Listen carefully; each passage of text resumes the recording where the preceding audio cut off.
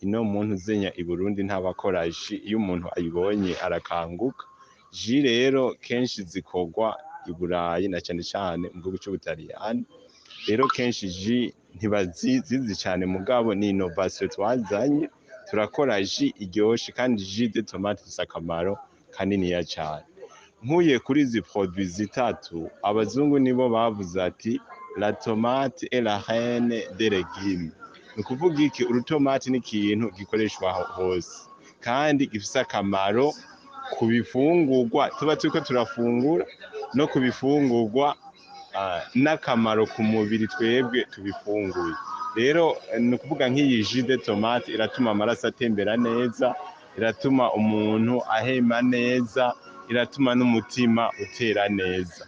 Rero iyi jus ni 330 centigrams, tuyigurisha amahera 1000.